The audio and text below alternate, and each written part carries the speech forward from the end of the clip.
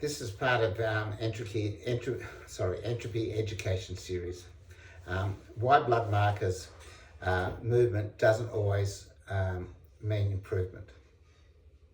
One of the challenges practitioners often face when reviewing blood markers is interpreting movement in a marker.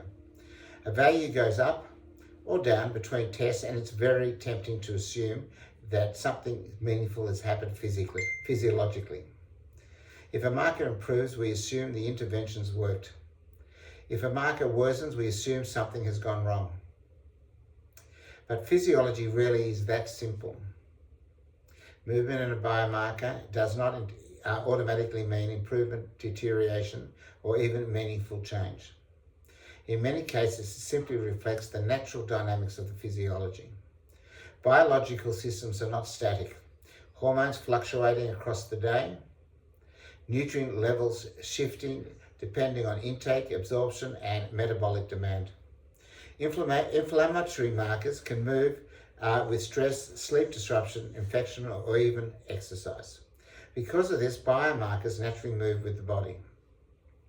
So when we observe a change between the two tests, the first question should not be what caused this movement. The first question should be whether the movement actually represents meaningful physiology or simply normal biological variation. A common situation is a clinical practice in that practitioner introduces intervention. Perhaps nutritional protocol, a supplement, a dietary change, or training adjustment. Then a biomarker moves at the next test. The natural instinct is to link these two events. We see the movements in the markers, assume the intervention products and the change. But physiology rarely moves because of a single variable. At any given time, the body is responding to multiple influences. Sleep patterns may have shifted, stress levels may have changed, immune activity may be different, metabolic demand may be higher or lower. So when a marker moves once, it can be very difficult to determine whether we are seeing meaningful physiological change or simply temporary fluctuation. One useful way to think about biomarkers is through the idea of signal and noise. Noise appears at random movement, values rise and fall without the clear pattern.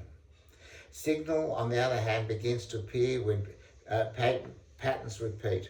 When we observe similar behaviour across multiple measurements, the probability of increases that we are seeing something meaningful rather than temporary variation. In other words, a single movement in a biomarker rarely tells us very much. But repeated behaviour across time begins to reveal structure. This is why experienced practitioners often place a great deal of importance in stability. A signal that appearance once may be interesting, but a signal that stabilizes across multiple observations becomes far more interpretable. Stability helps us distinguish between temporary physiologically variation and underlying regulatory pattern within the body. Without stability, interpretation can easily become premature. With stability, interpretation becomes much more reliable. So when reviewing blood markers, movements should really be treated as an observation rather than as an explanation. Movement tells us that something has changed, but it does not necessarily tell us why. Meaning begins to emerge when signals stabilize across time and begin to form. And once stability appears, the next question becomes even more important. Not every stable signal carries the same physiological importance. Some biomarkers represent primary drivers of physiology, while others simply reflect downstream responses. Understanding that hierarchy is the next step in disciplined biomarkers interpretation, that is something we'll explore in the next discussion. Thank you.